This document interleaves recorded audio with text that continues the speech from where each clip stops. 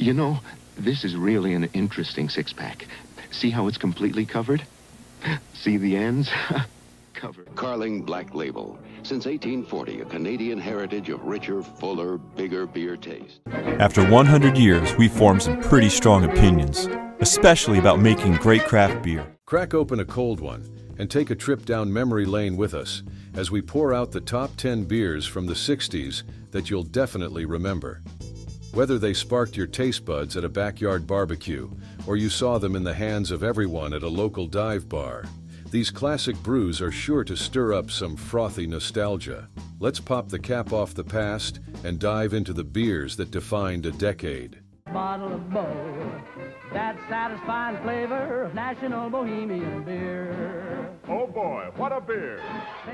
National Bohemian, often affectionately called Natty Bo, is a beer deeply rooted in Baltimore's history.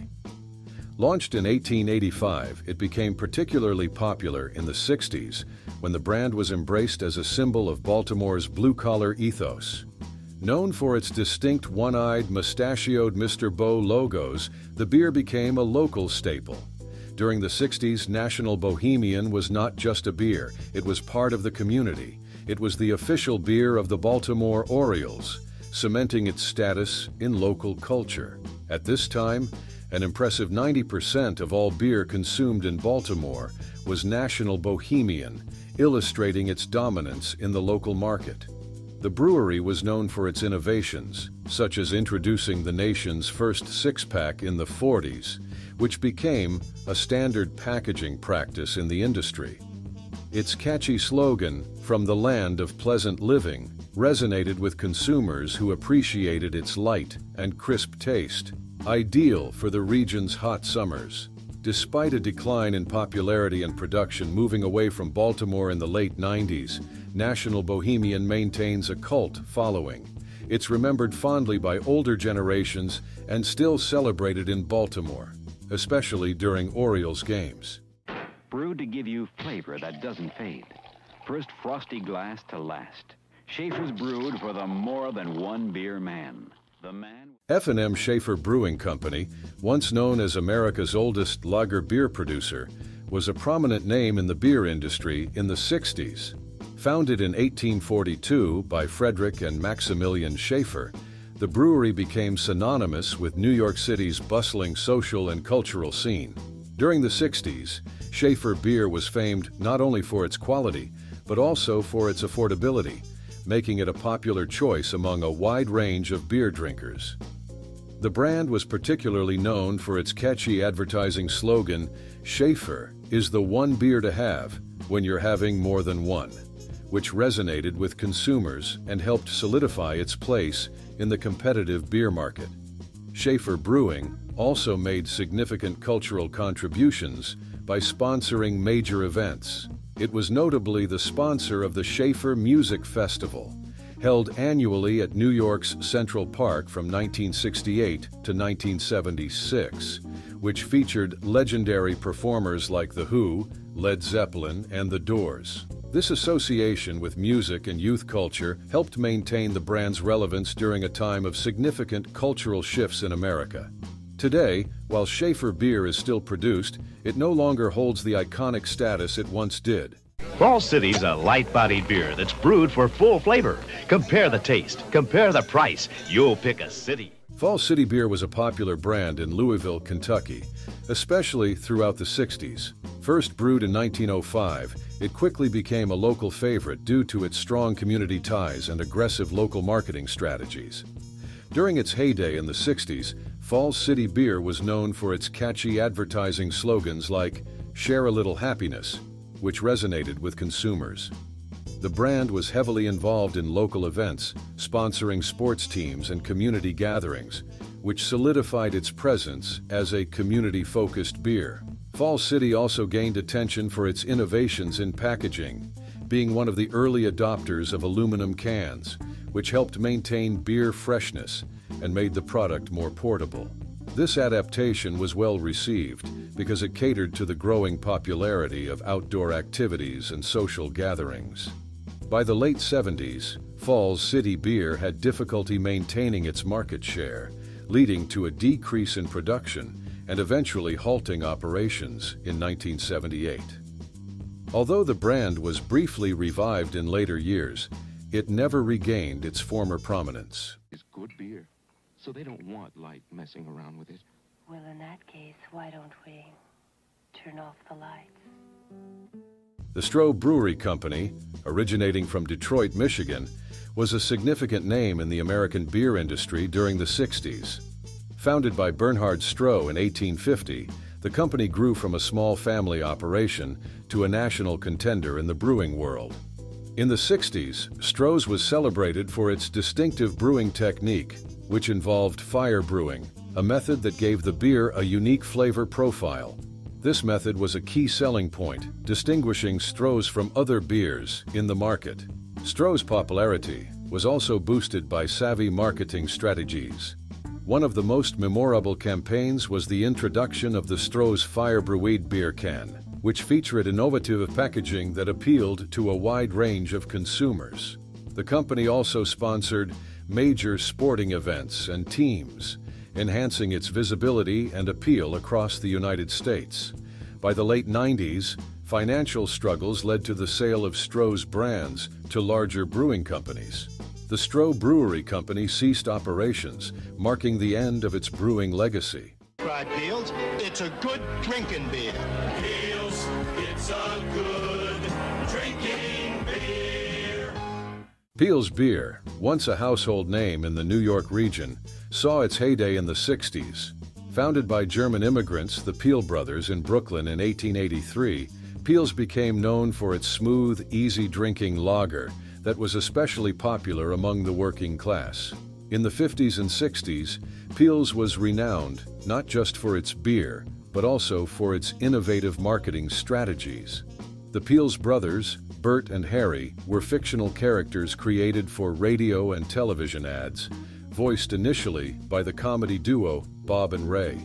These ads captured the audience's attention with humor and down-to-earth appeal, significantly boosting the brand's visibility. Economic pressures and changing ownership in the late 70s further strained the business. The brewery tried various strategies to stay relevant, including updating their brewing techniques and trying new flavors. But these efforts were not enough to sustain the brand against the rising tide of national competition. By the 80s, Peels beer had largely disappeared from bars and stores, overshadowed by more prominent names. Yes, the happiest taste in beer today. Light, bright, gold and Gunther. When you relax, pour yourself this glass of pleasure. Gunther beer was once a prominent name in the American beer market, particularly in the mid-20th century. Brewed in Baltimore, Maryland, Gunther beer thrived in the 40s and 50s, with its catchy slogan, "Gunther's got it," suggesting that whatever beer drinkers were looking for, Gunther beer provided it. During the 60s, Gunther beer was known for its light, crisp flavor, appealing to a broad audience. It was especially popular in the Mid-Atlantic region, where it competed with other local brands like National Bohemian. Gunther beer also tried to enhance its appeal with various marketing campaigns, and even had its own sponsored TV shows, which was a common practice for breweries at the time to boost brand recognition. Economic pressures and the consolidation trend within the brewing industry led to the decline of Gunther beer. By the 70s, the brand struggled to maintain its identity and market share, eventually being absorbed by larger beer conglomerates. The original brewery in Baltimore was shut down, and production of Gunther beer ceased. Mabel, Black Label, Carling's Black Label beer. In a swanky club or the corner pub, at bars from border to border. Carling Black Label beer became a household name in America during the 50s and 60s, particularly known for its catchy marketing slogan, "Hey Mabel, Black Label." This phrase became embedded in American pop culture, helping to drive the brand's visibility and sales during that era. Originally a Canadian brand, Carling began brewing in the United States in the late 30s and found significant success in the post-war years. Black Label was marketed as a quality lager at an affordable price, appealing to a broad swath of American beer drinkers. It became especially popular in the Midwest, where it was seen as a working-class beer suited for the blue-collar demographic. During the 60s, Carling was one of the top-selling beers in the United States. Its success was propelled by aggressive advertising campaigns that utilized television, a relatively new medium at the time, making Black Label one of the most recognized beers in America. The American beer market became more competitive with the rise of light beers in the 70s and 80s and the later explosion of craft breweries. Carling failed to innovate or effectively adapt to changing consumer tastes, which led to a gradual decline in its popularity. Today, Carling Black Label continues to be brewed, but it is far from the powerhouse it once was in the American beer market. You can't pump an iron in Cincinnati, Kansas City, or Tampa Bay. You can't pump an iron too far away from Pittsburgh, PA. Iron City Beer, produced by the Pittsburgh Brewing Company, was a cornerstone of Pittsburgh's brewing scene, particularly in the 60s. Established in 1861, the brewery gained significant traction in the post-war era, becoming synonymous with Pittsburgh's hard-working image. In the 60s, Iron City Beer was at the height of its popularity. It was known for its strong ties to local sports teams, including the Pittsburgh Steelers and the Pirates, enhancing its visibility and local support.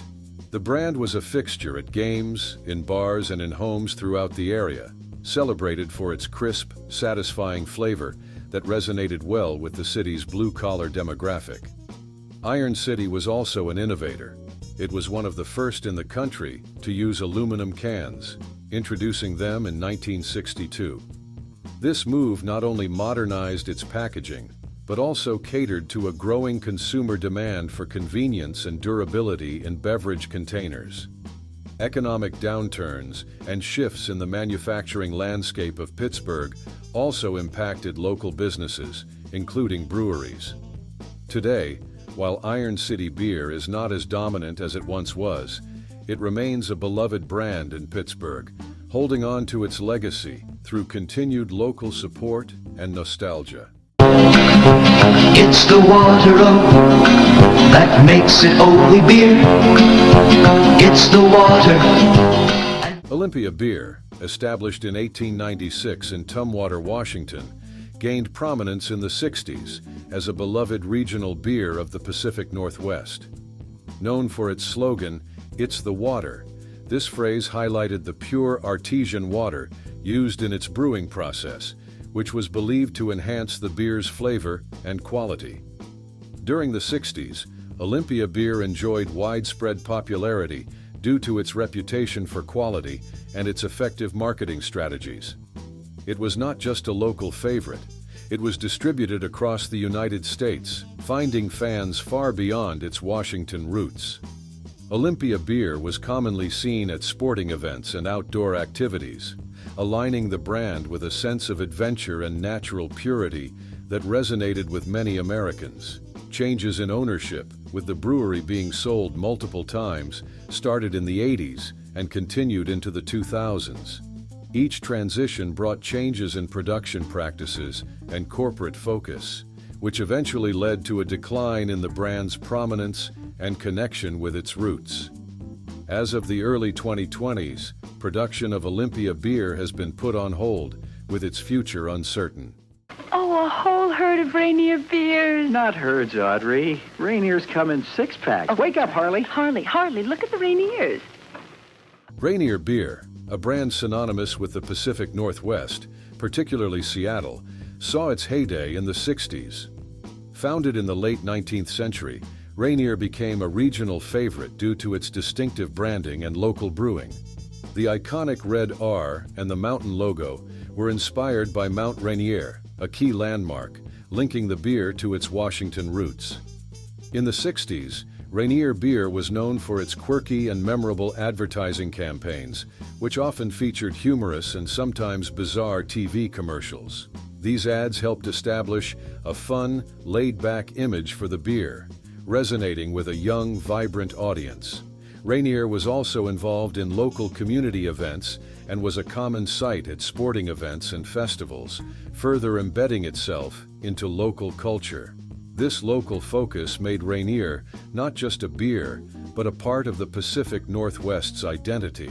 By the late 90s, ownership changes and shifts in consumer preferences towards craft beers began to erode Rainier's market share. Although it is no longer brewed in Seattle, Rainier beer still exists today, but with a much reduced presence, primarily appealing to those with a nostalgic connection to the brand. A family of better quality, better tasting beers. Hudipole. The better beers of Hudipole. Hudipole beer was a popular choice in America during the 60s. Originating from Cincinnati, Ohio, Hudipole Brewing Company was established in 1885 by Louis Hudipole II and Henry Muehlhauser. The brewery gained popularity for its quality brews, and by the 60s, it was a well-known brand in the Midwest. One of Hudipole's famous products was the Hudipole 14K, a pale lager that many Americans enjoyed. It was a staple at family gatherings, local bars, and neighborhood cookouts. The brewery also produced other brands like Hudipole Bock and Little King's Cream Ale, the latter being particularly popular for its unique small-sized bottles. In the 60s, Hudipole beer was synonymous with American working-class culture. It sponsored local sports teams, including the Cincinnati Reds, and was a common sight at sporting events and local celebrations. Hudipole's advertising was straightforward, often focusing on the quality and tradition of their brewing process. By the 80s, Hudipole Brewing Company faced financial difficulties. It merged with Schoenling Brewing Company in 1986, but the combined entity struggled to maintain market share. Eventually, production moved to other facilities, and Hudipole's presence in the market diminished. Your socks don't match. You see, we drink all we can, the rest we sell. In the 60s, Utica Club beer was a popular choice in America. Brewed by the FX Matt Brewing Company in Utica, New York, it was the first beer to be legally sold after Prohibition ended in 1933. Utica Club became a household name, especially in the Northeast. One interesting fact about Utica Club is its unique marketing. The brewery created TV commercials featuring animated characters Schultz and Dooley, two talking beer steins. These ads were a hit and helped cement Utica Club's place in American beer culture. Utica Club had several varieties, including their flagship Utica Club Pilsener lager. It was known for its crisp taste and affordability. During the 60s, it was common to see Utica Club at local bars, family gatherings, and summer picnics. The 60s also saw changes in consumer preferences. People began to favor lighter beers with less bitterness, which wasn't Utica Club's style. Additionally, the beer industry saw consolidation, with many smaller breweries either closing or being bought out by larger ones.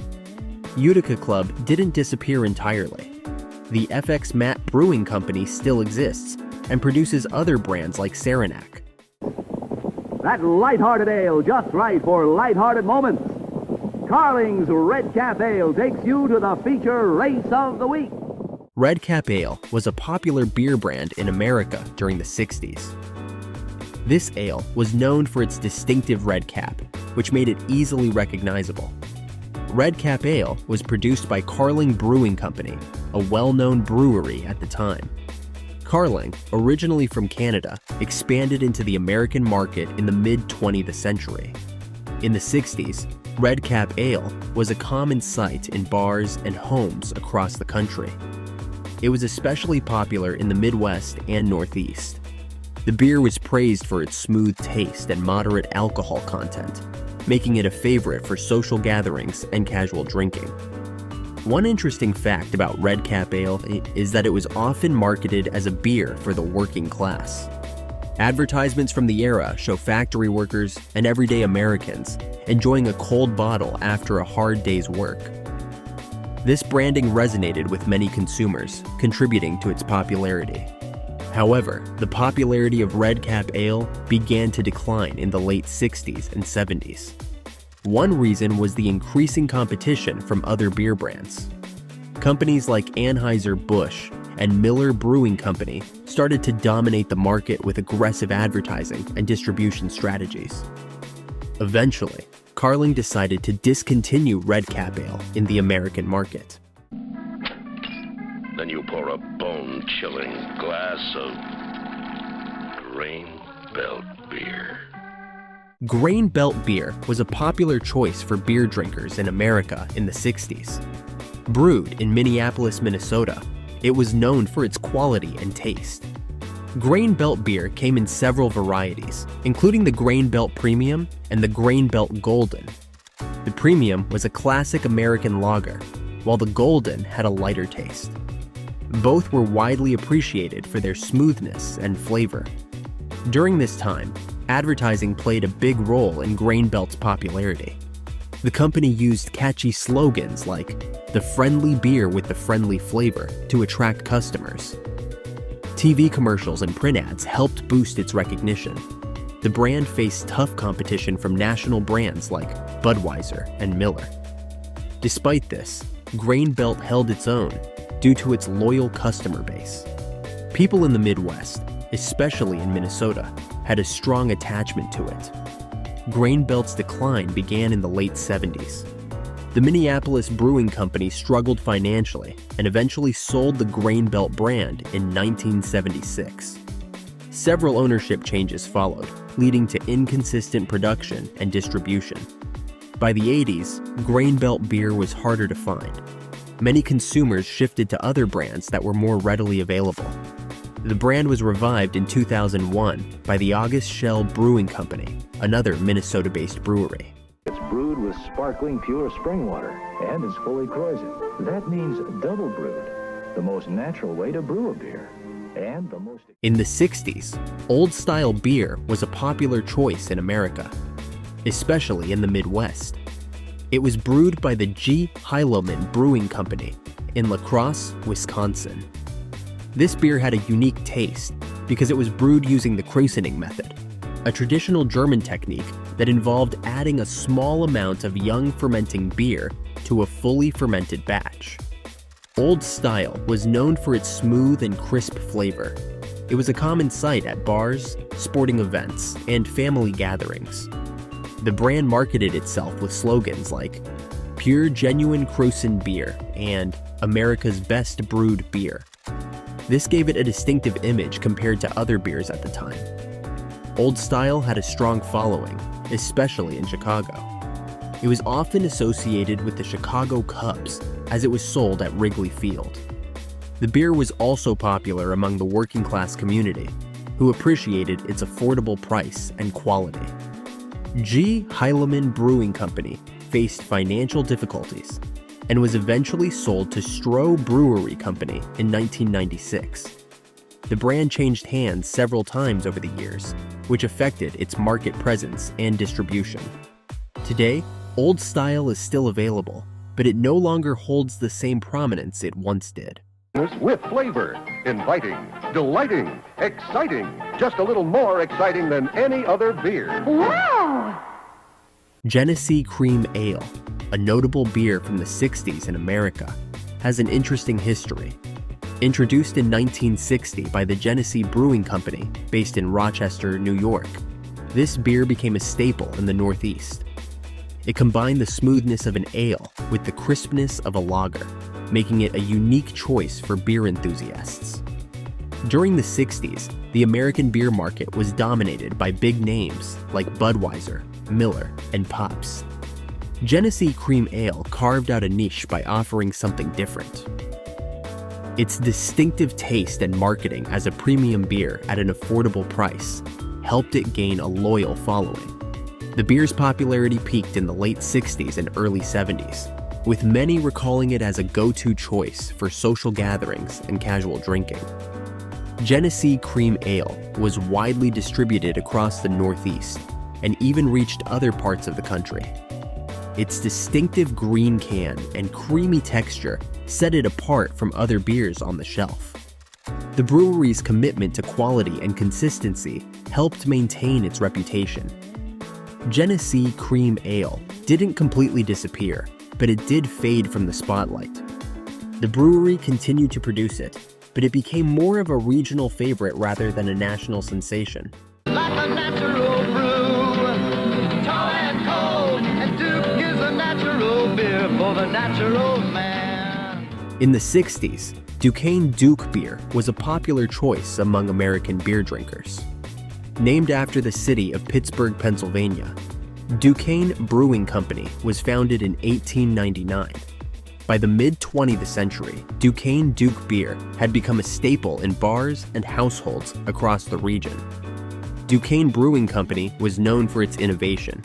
In 1950, they introduced a twist-off cap, a novelty at the time. This made Duquesne Duke beer more convenient and helped boost its popularity. The beer was marketed as a high-quality, affordable option, often compared favorably with national brands like Budweiser and Miller. Despite its success, the 60s were a challenging time for many regional breweries. Duquesne Duke beer, while beloved locally, struggled to maintain its market share.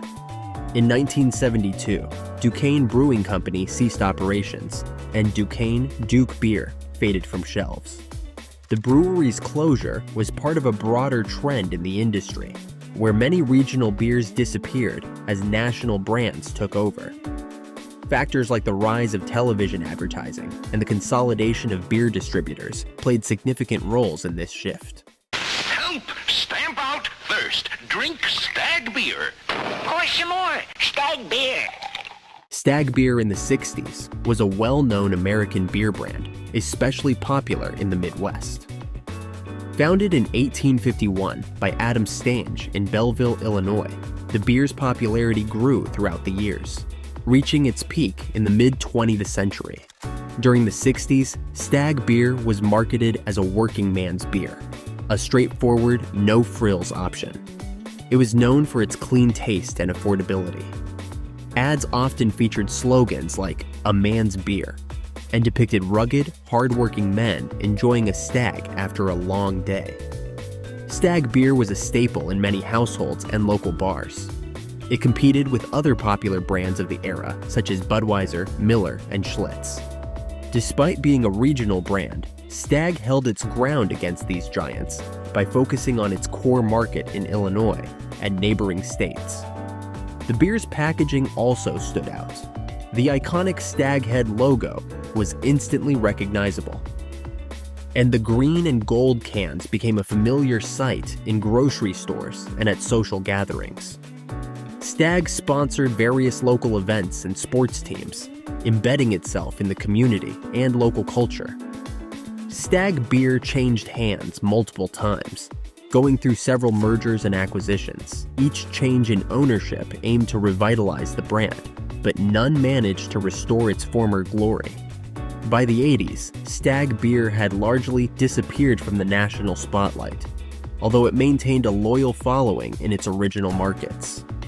Today, Stag beer is still available in limited regions, but is largely forgotten outside its historical heartland. You don't have to be rich to enjoy a beer as rich and smooth as Meisterbräu. It only tastes expensive. Whoa, Max, you really had me worried for a minute, pal. Meisterbräu, a Chicago-based brewery, was founded in 1891 by Peter Hand and was well known for its innovative marketing and unique approach to brewing. Meisterbräu introduced the first light beer, Meisterbräu Light, in 1967.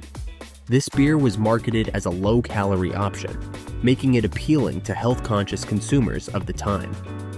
Meisterbräu Light's success was short-lived, but it paved the way for the light beer market.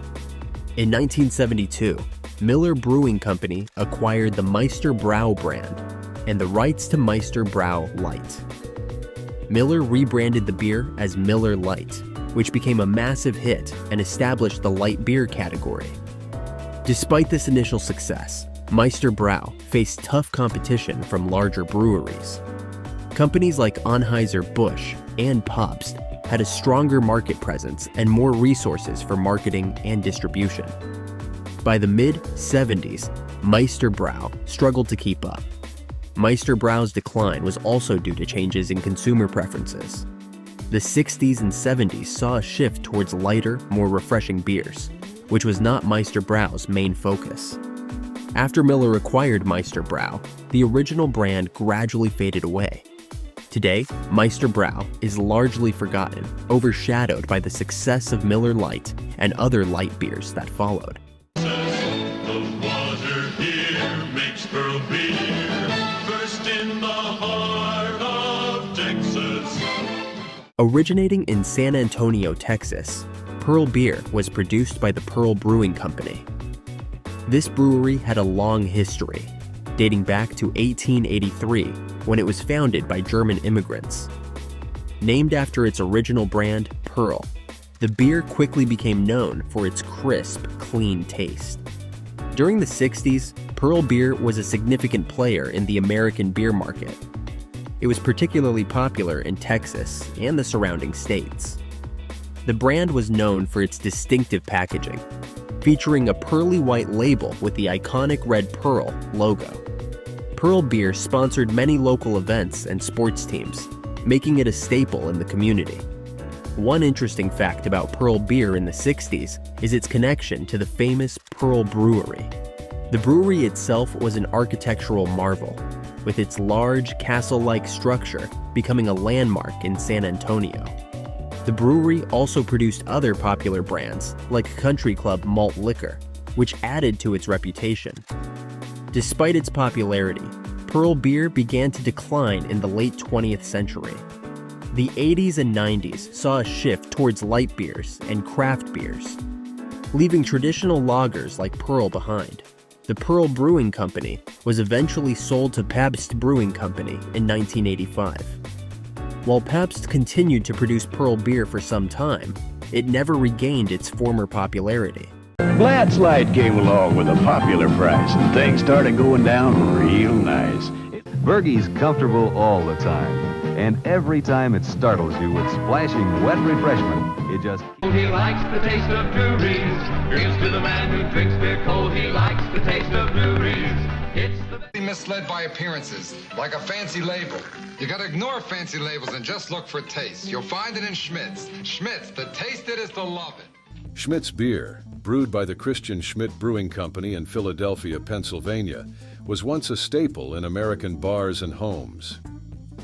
Originating from a small brewing operation in 1860, Schmidt's expanded rapidly, becoming a major player in the American beer industry by the mid-20th century. During the 70s, Schmidt's beer was particularly popular, known for its distinctive taste and affordable price. It became synonymous with working-class America, enjoyed across backyard barbecues and sports events. The company was innovative, introducing various beer types that catered to diverse tastes, including Schmidt's Light and Schmidt's Ale. Schmidt's was ahead of its time in marketing, adopting memorable slogans and engaging commercials that resonated with the average American. Their campaigns often featured real-life scenarios that depicted the beer as a perfect companion for relaxation and friendship. The turning point came when the Christian Schmidt Brewing Company was sold in 1987.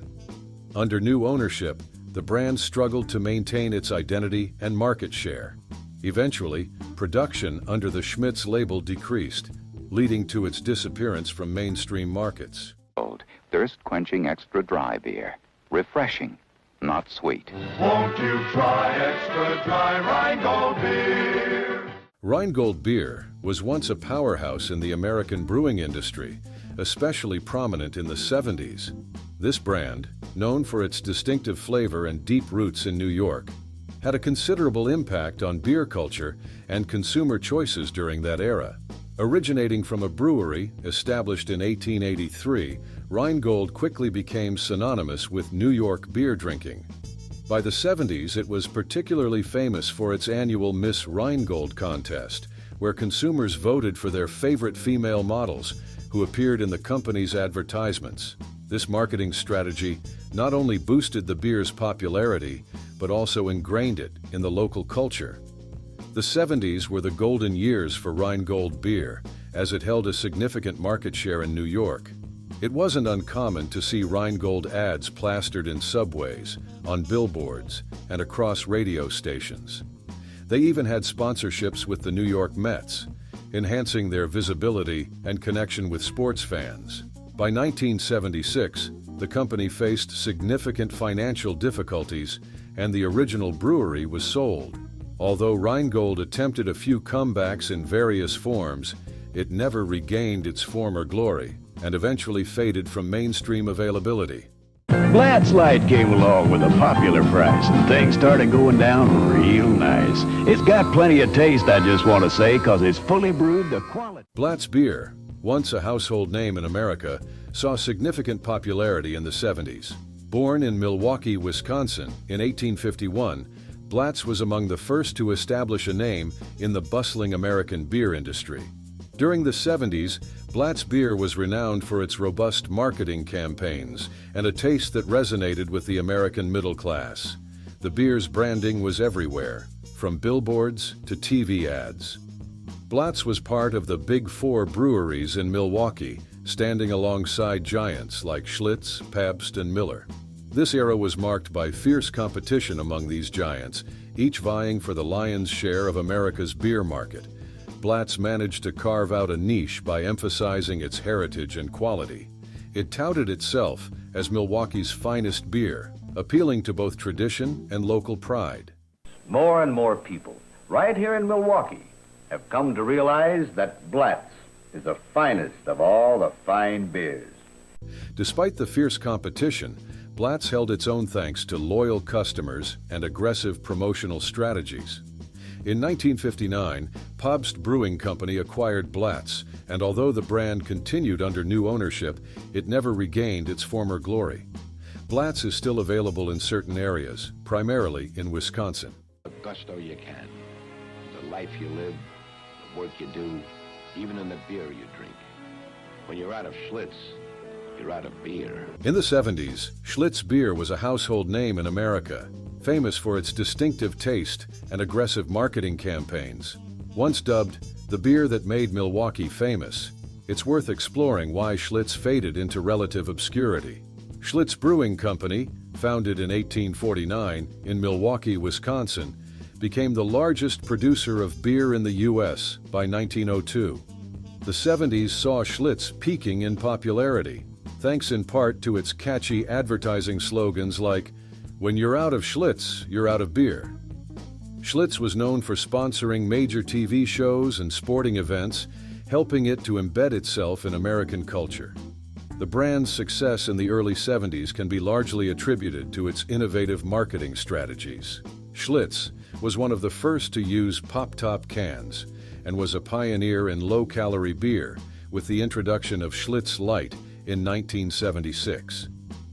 These innovations kept the brand at the forefront of the beer industry. By the 80s, the damage to its reputation and market share was irreparable. The once giant Schlitz was sold to Stroh Brewery Company in 1982 and later became part of Pabst Brewing Company.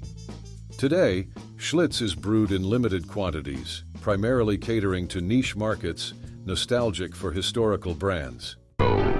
It's the best cold beer in town, the very best cold beer in town. Go ahead and ice it down, you'll like the taste of Drury's. In the 70s, Drury's beer was a familiar name in the American beer market. Originating from South Bend, Indiana, Drury's was established under its Canadian founder E.L. Drury in 1877. The brand gained traction for its affordable price and decent quality, becoming particularly popular in the Midwest. During the 70s, Drury's beer stood out due to its catchy advertising and widespread availability. The company marketed itself as offering a hearty beer at a working man's price, which resonated well with the blue-collar demographic of the time. Drury's was known for its distinctive logo, which featured a Mountie, symbolizing its Canadian heritage. This branding helped the beer maintain a robust presence in bars and stores across several states. Despite its popularity, Drury's faced stiff competition from larger national brands like Anheuser-Busch and Miller. By the mid-70s, the impact of this competition began to show, as Drury's struggled to maintain its market share. By the late 80s, the once popular Drury's brand had all but disappeared from the market. The brewery in South Bend closed down, and the brand faded into obscurity. Today, Drury's is a relic of the past, remembered mostly by beer aficionados and those who lived during its heyday. Tastes best, refreshes you best. Glass after glass after glass. That's Hamm's, the one right beer for those who want another. Hamm's beer, once a popular brand in the United States, especially in the 70s, has seen a significant decline in visibility and availability today. This post explores the history of Hamm's during its peak years, why it resonated with many Americans, and reasons for its decreased popularity. Founded in 1865 by Theodore Hamm in St. Paul, Minnesota, Hamm's beer grew to become a significant player in the American beer market. By the 70s, it was renowned for its refreshing taste and memorable marketing campaigns. One of the key strategies that boosted Hamm's popularity was its advertising. The brand was famous for its slogan, "From the land of sky blue waters," accompanied by commercials featuring a cartoon bear in various humorous escapades in pristine wilderness settings. These ads played a significant role in embedding the brand in American culture. Originally family-owned, the brewery was sold in 1968 to Heublein, a company primarily focused on spirits. This change marked the beginning of a series of sales that would see Hamm's lose its identity. It was later owned by Pabst Brewing Company and eventually by Miller Coors, which phased out many of Hamm's traditional practices. More refreshing people, Fergie is crisp and cool and bright. What if they have some other brand of beer in the refrigerator? Burgermeister beer, often simply called Bergie, was a popular brew in the United States during the 70s. Originating from San Francisco, it was known for its affordability and distinct taste, which made it a favorite among beer enthusiasts of that era. During the 70s, Burgermeister capitalized on the booming beer market in America. At its peak, it was widely distributed in the West, particularly in California, where its roots were strongest. The brand was owned by the Burgermeister Brewing Corporation, which was eventually acquired by Schlitz Brewing. This move initially helped boost the brand's visibility and market share. Burgermeister's marketing strategies were straightforward and effective. They often emphasized the beer's heritage and quality at an affordable price.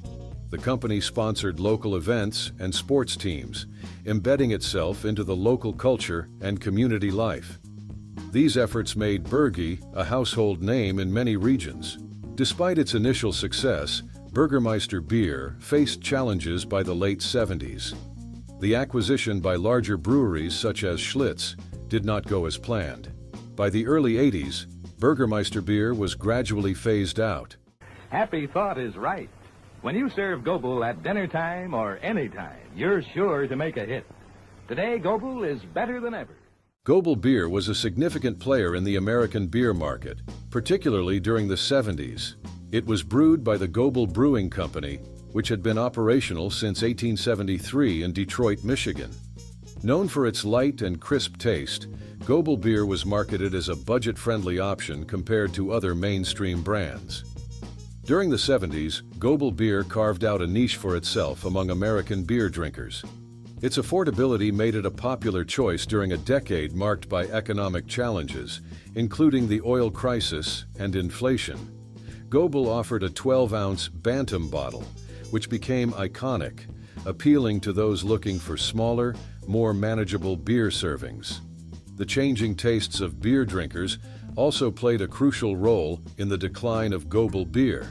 By the late 70s, there was a growing preference for beers with richer flavors and higher quality ingredients. The Gobel Brewing Company struggled to adapt to these shifting market dynamics and eventually ceased operations. The Gobel beer brand was discontinued, and by the end of the 70s, it had largely faded from the American beer scene. Isn't that something? Now Lucky opens without an opener. Lucky Lager was a popular beer in America during the 70s.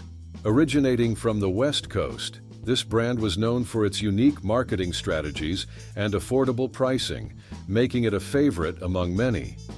Lucky Lager was first brewed in 1934 by the General Brewing Company in San Francisco. By the 70s, it had become a household name in the western United States. Its logo, featuring a distinctive blue and white label with a large Lucky emblazoned across it, became iconic. The brewery emphasized freshness and local production, often boasting that its beer was as fresh as your neighbor's garden produce. One of the key elements that set Lucky Lager apart was its marketing. The company was one of the first to use puzzles on the underside of its bottle caps, a tactic that became a talking point and encouraged consumer engagement. People often bought Lucky Lager not just for the beer, but for the fun of solving these puzzles. Throughout the 70s, Lucky Lager expanded its production facilities, with plants not only in California, but also in Vancouver, Washington, and Arizona. This expansion helped meet the high demand for the beer in the West. However, the beer industry was becoming increasingly competitive. Bigger brands with larger marketing budgets began to dominate, and regional beers like Lucky Lager started losing market share. The production of Lucky Lager eventually ceased in the late 2000s, as it could no longer sustain itself against the competitive and changing market. That Wiedemann, that's one fine beer. During the 70s, Wiedemann's fine beer was a prominent name among American beer enthusiasts. Brewed by the George Wiedemann Brewing Company, which was founded in Newport, Kentucky in 1870, the brand gained recognition for its rich heritage and distinctive taste. The brewery was best known for producing a type of lager that became highly popular in the Midwest. In the 70s, Wiedemann's expanded its market reach, leveraging its reputation for crafting a quality product with a unique flavor. The beer's profile was characterized by a light, crisp taste, appealing to a broad audience who desired refreshing beverages. The company's strategic marketing campaigns and widespread distribution played key roles in cementing Wiedemann's status as a household name during this decade. By the late 70s and early 80s, the American beer industry witnessed a significant shift towards consolidation, with larger breweries absorbing smaller ones. The George Wiedemann Brewery struggled to maintain its market share against these conglomerates. In 1983, the brewery was sold to Heilemann Brewing Co., marking the beginning of the end for Wiedemann's as an independent label. Over the years, the brand saw several ownership changes, each moving away from the original recipes and brewing techniques that had defined Wiedemann's fine beer. Ballantine beer was once one of the most recognized names in American brewing. Founded in 1840 by Peter Ballantine in Newark, New Jersey, the brand grew into one of the largest beer producers in the United States.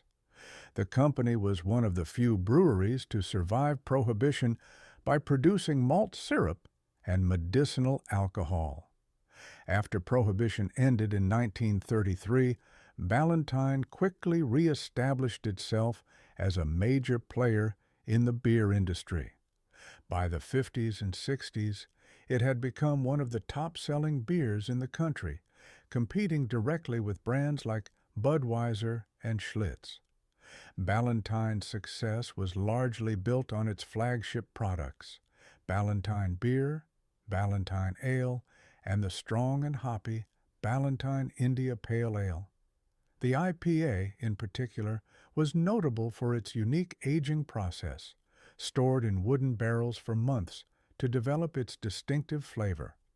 In 1969, the brand was acquired by the Falstaff Brewing Corporation, which struggled to maintain its market share. As competition increased, Ballantine's production facilities aged and investment in modernization lagged behind. By the late 70s and early 80s, Ballantine had faded from shelves across much of the country.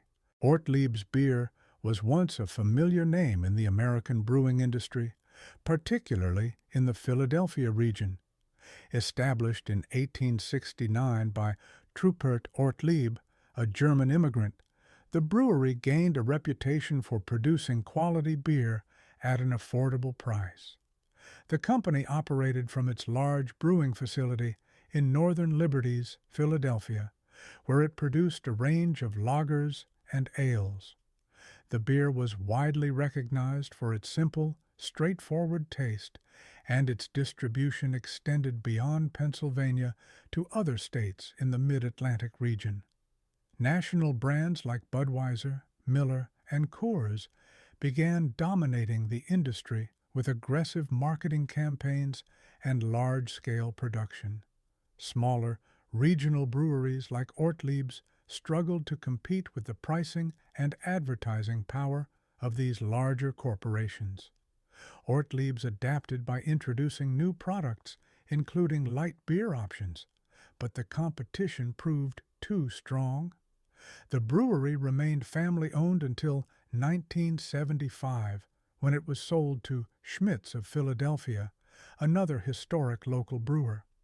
By the 80s, the Ortlieb brand was discontinued, and production ceased at its original brewery. Jack's beer was once a familiar name in the American South. It was first brewed in Jacksonville, Florida, in 1913 by the Jacksonville Brewing Company. The name Jack's was short for Jacksonville, and the beer quickly gained local popularity. In 1935, the New Orleans-based Jackson Brewing Company, also known as Jack's Brewery, acquired exclusive rights to the Jack's beer name. This move allowed them to market it more broadly across the Gulf South, without competition from the original Florida brewery. After that point, Jack's beer became closely associated with New Orleans. During the 40s and 50s, Jack's Brewery was one of the largest independent breweries in the South. It produced more than 400,000 barrels a year and distributed beer across multiple southern states. By 1974, the Jackson Brewing Company was struggling to maintain its market share. That same year, it was sold to the Pearl Brewing Company, which was based in San Antonio, Texas. Pearl continued producing Jack's beer for a short time, but the brand was eventually discontinued. Erlanger beer entered the American beer market in the mid-70s as a premium German-style lager. It was brewed by the Joseph Schlitz Brewing Company, one of the largest beer producers in the United States at the time. Positioned as a higher-end alternative to mainstream lagers, Erlanger was designed to compete with imported European beers, offering a smooth, full-bodied taste inspired by traditional German brewing techniques. The beer was marketed as a super premium brand, appealing to drinkers looking for a more refined option. Schlitz used advanced brewing methods to create a crisp, well-balanced beer with a distinctive malt character. Packaging and branding emphasized its European influence, making it stand out from the typical American lagers of the era. It benefited from the growing interest in specialty and imported beers, which were seen as more sophisticated alternatives to mass-market brands. By the early 80s, Schlitz was struggling with declining sales and internal management issues.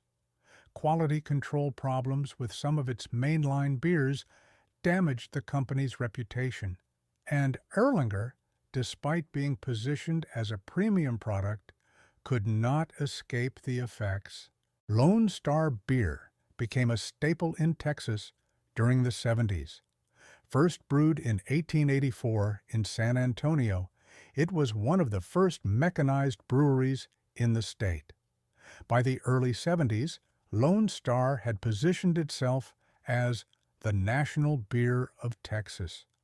Marketing during the decade focused on rodeos, country music, and the outdoors.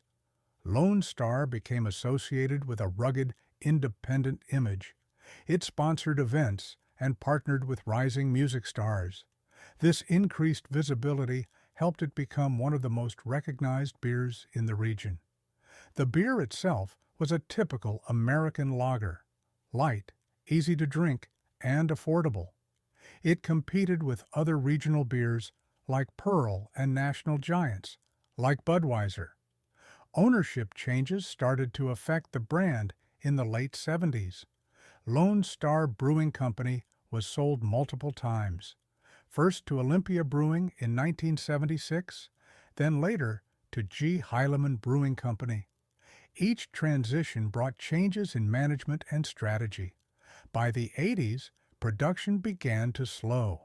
The original San Antonio brewery closed in 1996. Lone Star beer still exists today, but it is no longer made by the original company or brewed in San Antonio. Established in 1880 by the Burger family in Cincinnati, Ohio, Burger beer gained popularity in the Midwest as a reliable, working-class beer. During the mid-20th century, Burger beer became a staple in the Ohio and Kentucky region. By the 50s and 60s, it had built a solid distribution network and was competing with major regional brands like Hudepohl and Schonling. By the early 70s, Burger beer had a strong presence in bars, grocery stores, and stadiums across the Midwest. It was particularly popular in Cincinnati, where locals embraced it as a hometown beer. The brewery continued to push its advertising efforts, sponsoring sports teams and local events to maintain visibility. At its peak, Burger beer was among the top-selling regional beers. It was affordable and easy to drink, making it a go-to option for casual beer drinkers. The American beer industry saw major shifts in the late 70s. In 1973, the Burger Brewing Company was acquired by Hudepohl Brewing, another Cincinnati-based beer company. As sales declined, Burger beer lost its spot in bars and grocery stores, fading from its once prominent position. Endeker beer was introduced by the Pabst Brewing Company in 1939 as a high-end European-style lager. The name Andeker was inspired by the German town of Andechs, known for its monastic brewing tradition. Pabst aimed to compete in the premium beer market by offering something smoother and stronger than its mainstream options. Andeker had a higher alcohol content than regular lagers and was brewed with a longer aging process. By the 70s, Andeker was positioned as a top-tier beer in the Pabst lineup. It was advertised as a continental or European-type lager, which made it stand out in a crowded market dominated by lighter American beers. The bottle design featured a heavy, dark label with gold accents, giving it a distinct look. Pabst used slogans like "the aristocrat of beers" to push its upscale image. Some bars and restaurants sold it as a premium draft, and it gained a niche following among beer drinkers looking for a fuller taste. Andeker's decline began in the late 70s. Pabst was struggling financially and couldn't keep up with larger competitors. It quietly disappeared from store shelves and bars by the early 80s without any major announcement or farewell campaign. Sterling beer first appeared in 1863 in Evansville, Indiana. It was brewed by the Sterling Brewers, Inc., a company that would later become one of the largest independent breweries in the Midwest. Sterling was known for producing affordable, reliable beer. By the 70s, Sterling beer had grown into a recognizable name in the central United States, especially in Indiana, Kentucky, and parts of Illinois. The 70s marked the peak of Sterling's visibility in the market. It was part of a crowded field of regional beers that offered straightforward lagers with no frills. Sterling beer positioned itself as a working-class beverage, inexpensive and widely available in bars, corner stores, and supermarkets. It was commonly sold in stubby bottles and classic aluminum cans, often alongside other budget-friendly brews like Pabst, Falstaff, and Blatz. Sterling wasn't trying to compete with national giants like Anheuser-Busch or Miller on a large scale. Ownership changed hands a few times. The beer recipe also changed, losing some of its original character. Production eventually moved away from Evansville. The last real version of Sterling beer was brewed in the mid-90s, before the brand faded out completely. Rupert Knickerbocker beer was once a well-known name in American brewing. The beer was named after the Knickerbockers, a nickname for New Yorkers that originated from Dutch settlers in the region. Jacob Ruppert, a former U.S. congressman and businessman, founded the brewery in 1867. He later became famous for owning the New York Yankees and bringing Babe Ruth to the team. The beer survived Prohibition by producing near beer, a low-alcohol version that met legal requirements. When Prohibition ended in 1933, Rupert Knickerbocker beer returned to full strength and quickly gained a strong customer base. By the 1950s and 1950s, it was widely distributed, benefiting from New York's massive market and strong branding. During the 60s, competition in the beer industry intensified. National brands like Budweiser and Miller expanded aggressively, investing heavily in advertising and distribution. Smaller regional brewers struggled to keep up. Rupert Knickerbocker beer maintained a loyal following but faced challenges in staying competitive. The Jacob Ruppert Brewing Company sold its operations to Rheingold Breweries in 1965, marking the beginning of the end for Knickerbocker beer. Known for its affordability and widespread availability, Buckhorn beer became a recognizable name in the beer industry during a time when regional breweries still had a foothold in the market. It was produced by the Falstaff Brewing Corporation, a company that had been in operation since the late 1800s. Falstaff, at one point, was the third largest brewer in the United States, competing with other big names like Schlitz and Anheuser-Busch. The company launched Buckhorn as an economical brand, targeting consumers who wanted a reliable beer at a low cost. Throughout the 70s, Buckhorn gained traction in the Midwest and Western states. Grocery stores and liquor shops carried it as an affordable alternative to more premium brands. It was not considered a high-end beer, but it was widely consumed due to its low price and accessibility. It also found a market in rural areas where budget beers held strong appeal. During this period, Falstaff faced financial difficulties and began losing market share. The company was sold to the S&P Company in 1975, and by the late 70s, many of its brands, including Buckhorn, began to disappear from shelves. Did any of these classic brews from the 60s bring back memories for you?